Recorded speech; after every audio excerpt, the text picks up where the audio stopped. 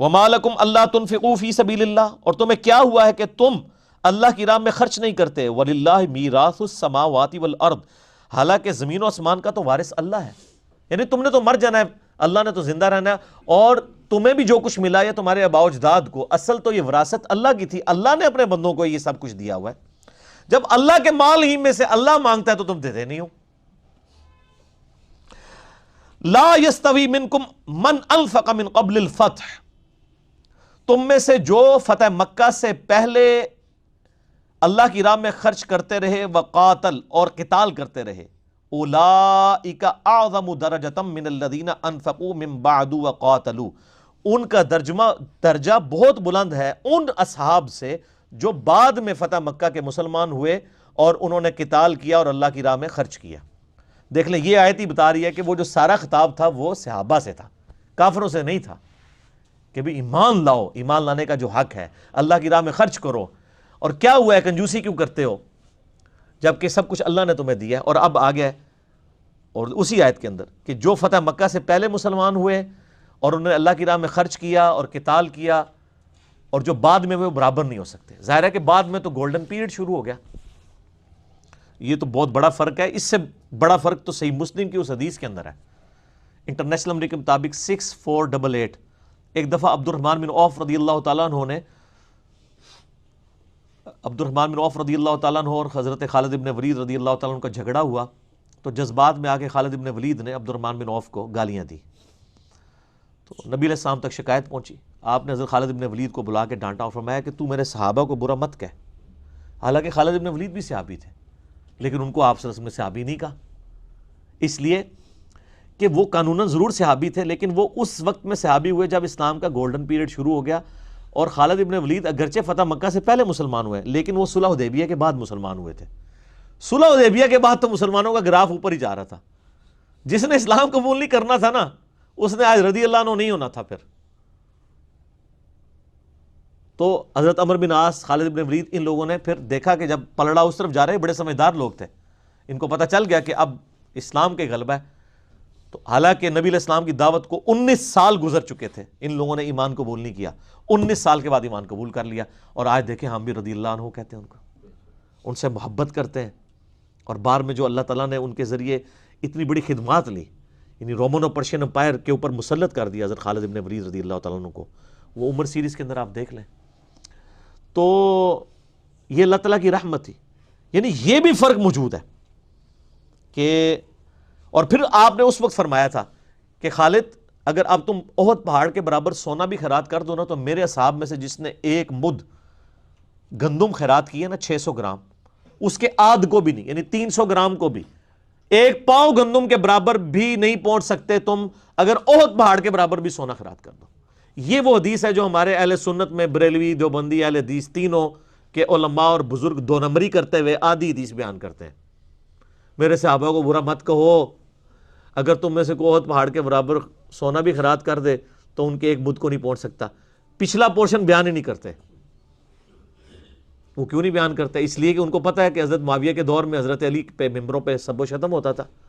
تو کسی کے دماغ میں یہ بات ہی نہ آ جائے کہ یار یہ تو اولین صحابہ کو ہی کہا گیا تھا کہ میرے سینئر صحابہ کو گالی نہیں نکالنی ہے.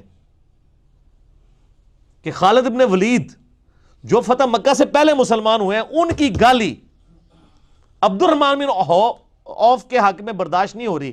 تو جو معافی مانگ کے طلقاء ہیں فتح مکہ پہ مسلمان ہوئے ہیں، حضرت معاویہ اور ابو سفیان رضی اللہ عنہما، وہ اگر مولا علی پر لعنت کروائیں تو آپ امیجن کر سکتے ہیں عبد الرحمن بن عوف کا کیا مرتبہ ہے حضرت علی کے مقابلے پہ. تو انہوں نے آدھی حدیث میرے سے، اور پھر ہمیں سنا رہے ہوتے ہیں، اوہ اپنے بابے نو سناؤ.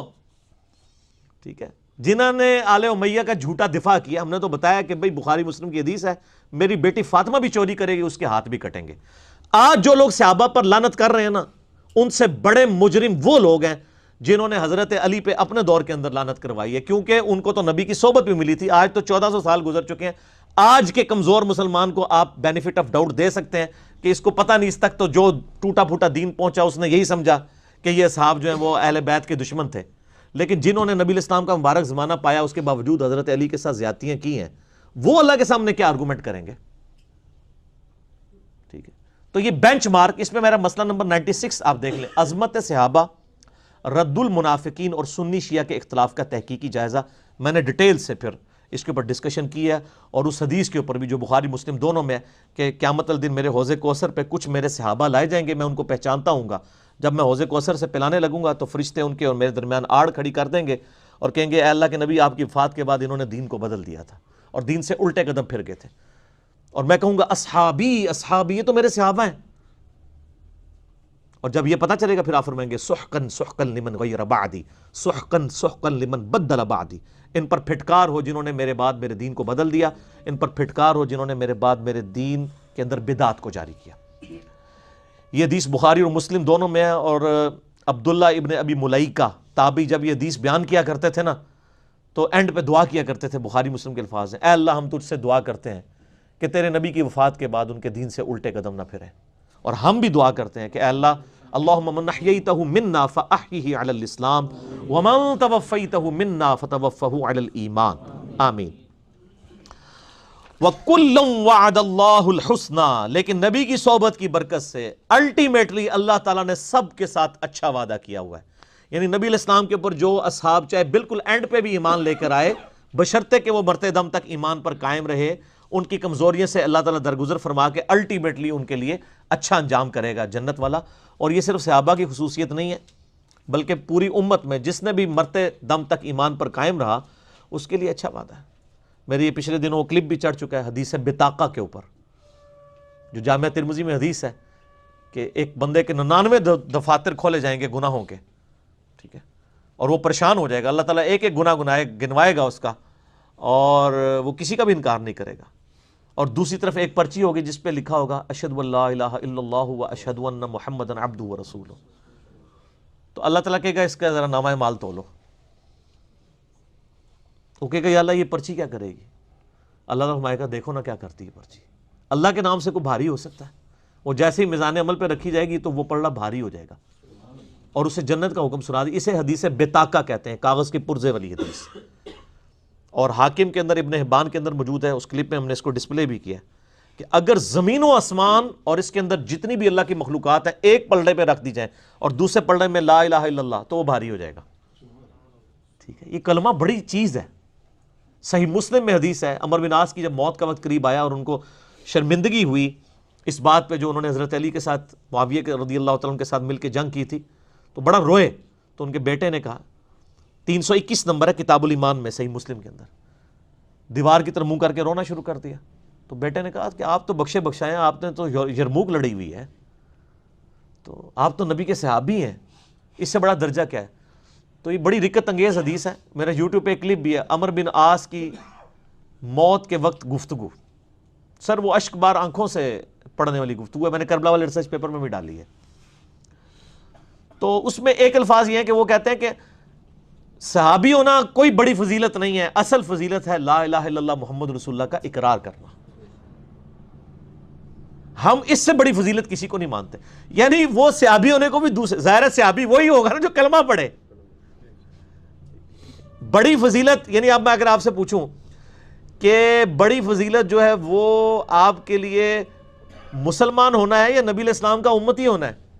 مسلمان ہونا، ورنہ امتی تو جارج بش بھی ہے، مر گئے، اور ٹرمپ بھی ہے، امت دعوت تو ہے نا، یہ امتی ہونا تو کوئی فضیلت نہیں ہے جب تک آپ کلمہ پڑھ کے اقرار نہ کر لیں، تو یہ بڑی فضیلت ہے۔